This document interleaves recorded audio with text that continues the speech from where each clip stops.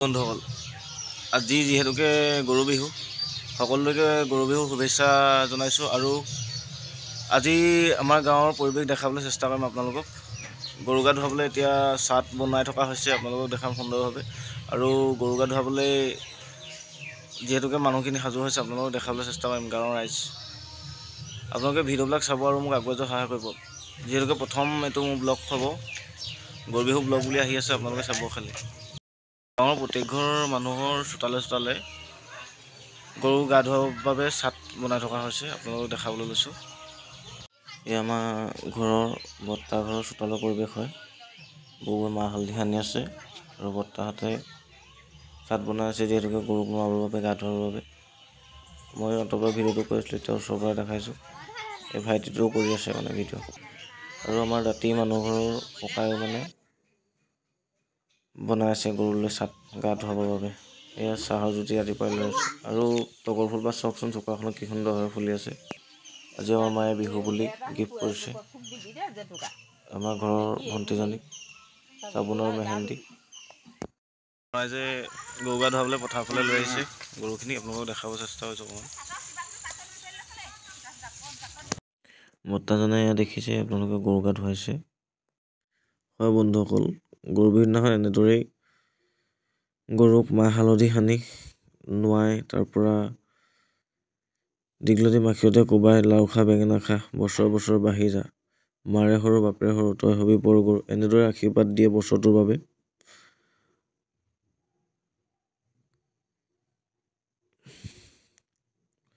বৰ্তাজনে যিহেতুকে গা ধুৱাই আছে, মই অলপ আপোনালোকক দেখাব চেষ্টা কৰিলোঁ।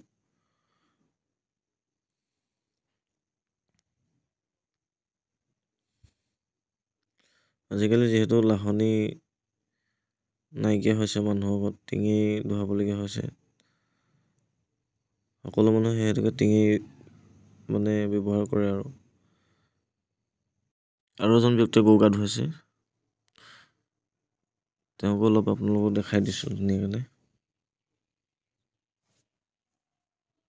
তেওঁ ঘৰতে ধুৱাইছে গৰু গা।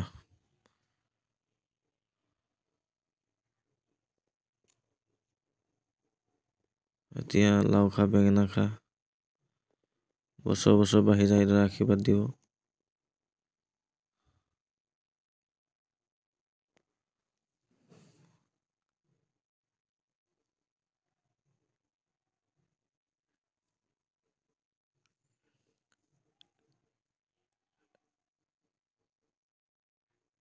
ইয়াৰ পাছৰ পৰ্বখিনি দেখাব লাগিব, যিহেতুকে ভিডিঅ'টো বৰ দীঘল নকৰোঁ, আপোনালোকক চটকৈ আপোনালোকক নিয়মখিনি দেখাব চেষ্টা কৰিছোঁ। আপোনালোকে সম্পূৰ্ণকৈ ভিডিঅ'টো চাব।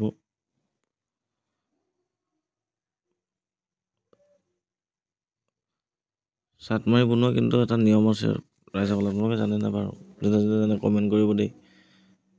মানে চাট মাৰি সদায় 3ডাল বনাব লাগে আৰু অমিলকৈ বনাব লাগে। হয়তো বেলেগ ঠাইত হয়তো বেলেগো হ'ব পাৰে নিয়ম, কিন্তু আমাৰ এইফালে মানে তেনেকৈ কৰা হয়। এডালত যদি 5ডাল থাকে, এডালত 3ডলীয়া আৰু এডালত 2ডলীয়া, এনেকৈ বনোৱা যায়। এতিয়া গৰু মেলিছে আৰু মানে লাহেকৈ গা ধুৱাই হ'ল যিহেতু।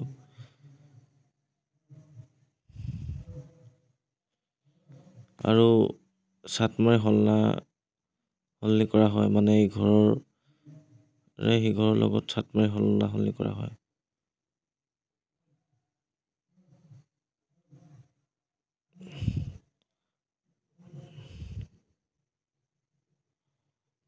এতিয়া গৰু মেলি দিছে আৰু মানে গা ধোৱা হৈ গ'ল যিহেতু।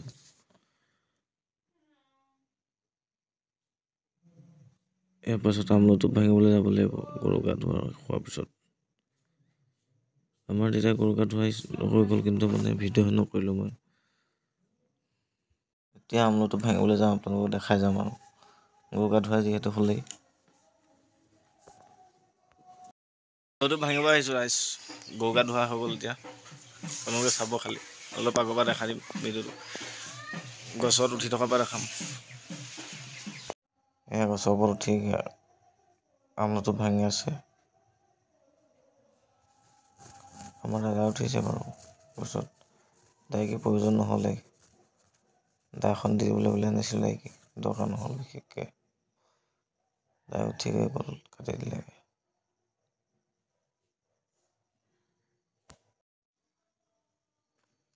কিমান ওপৰত দেখিছেনে বাৰু উঠি আছেগে বহুত ওখ ওখ গছত উঠিব পাৰে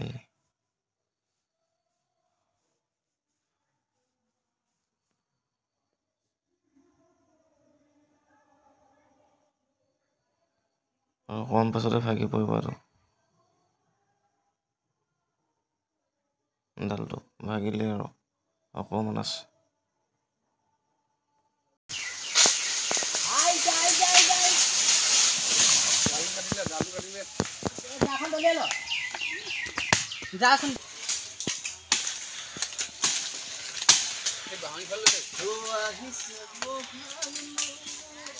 এইটো আছিলে এইটো আছিলে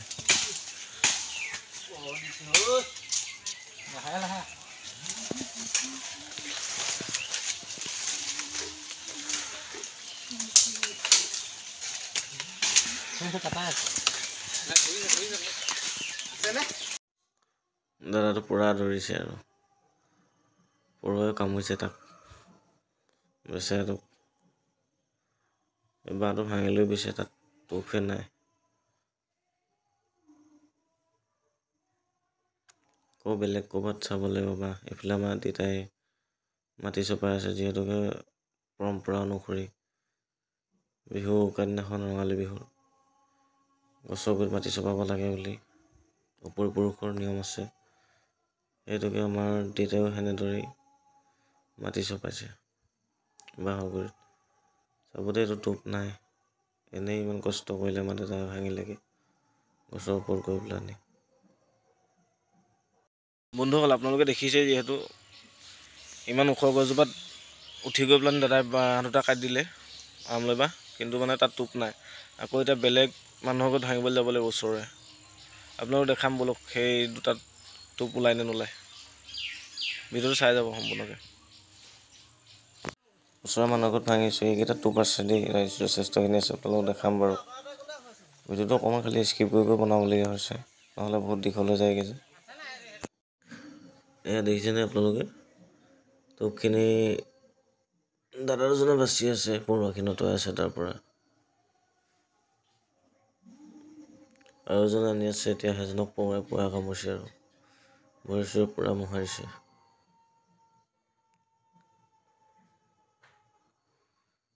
এতিয়াও আপোনালোকৰ বহুতকেইটা নিয়ম দেখাব বাকী আছে মানে পৰ্ব এবাৰ যিমানকেইটা পাৰোঁ আপোনালোক দেখাব চেষ্টা কৰিছোঁ আকৌ এতিয়া আমি টিকনি বৰুৱা আনিবলৈ যাবলৈ আছে টিকনি বৰুৱা বহুতে চিনি নাপায় হয়তো আপোনালোকে কিমানে চিনি পাই বাৰু কমেণ্ট কৰি জনাবচোন আজিকালি বহুত সংখ্যক মানুহে এডাল চিনি নাপায় এডাল হৈছে টিকনি বৰুৱা এডাল আৰু বহু ক্ষেত্ৰত মানে ভাল বুলি কয় ঘৰৰ পিছ দুৱাৰমুখত বা আগ দুৱাৰমুখত লগাব লাগে আমাৰ যিহেতুকে পিছ দুৱাৰমুখত টিকনি বৰুৱা লগোৱাই আছে সেইহেতুকে ছাইডতে টিঙৰ ওপৰত গুজি থৈছে মানে দেউতাই ভণ্টিজনীয়ে জেঠুকা ছিঙি আছে একো নহয় বিহু বুলি দেখাই দিছে অকণমান এতিয়া প্ৰায়বিলাক পৰ্ব দেখাব চেষ্টা কৰিলোঁ কম বেছি পৰিমাণে বাকী এটাই আছে কণী যুঁজ কাৰণ আমাৰ গাঁৱত এইবুলি কণী যুঁজ তেনেকৈ হোৱা নাই আমাৰ দাদাই আনে এইবুলি খালি মানে নানিলে আৰু তথাপিতো আপোনালোকক অকণমান ওলাই গৈ হ'লেও দেখাব চেষ্টা কৰিম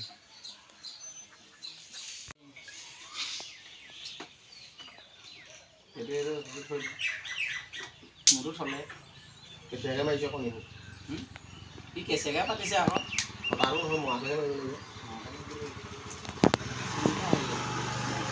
ফালৰ পৰা মাৰি যাওঁ ফালৰ পৰা মাৰি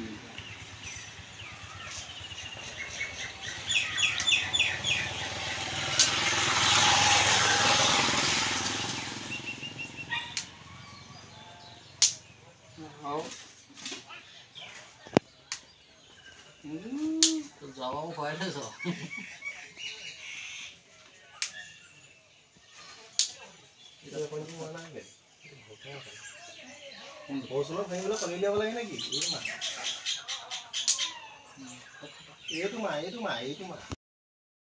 গা পা ধুই আকৌ ব্লগটো আৰম্ভ কৰিবলৈ আহিছোঁ এতিয়া আমি যাম বিহু চাবলৈ এই গৰু বিহু ব্লগটোত আপোনালোকক অকণমান বিহুৰ আমোদো দিব বিচাৰিছোঁ যিহেতুকে আমাৰ গাঁৱৰ কণ কণ ল'ৰাখিনি সৰু সৰু বিহু গাইছে আজিৰ পৰাই। গৰু বিহুৰ দিনাখনৰ পৰাই মানে বিহু গায় আমাৰ ইয়াত, সেইটোকে আপোনালোকক দেখাবলৈ অকণমান লৈ গৈছোঁ।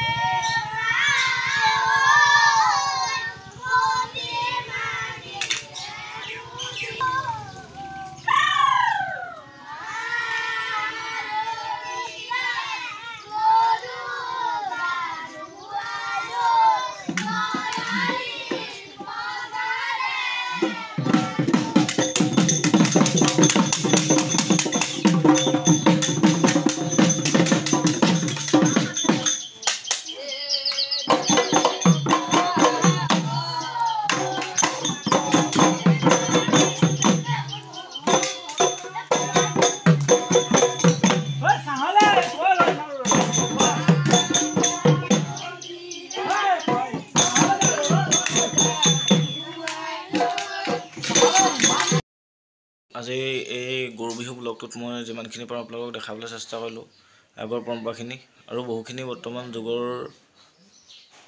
পৰিৱৰ্তনৰ সাপেক্ষে হেৰাই গৈছে।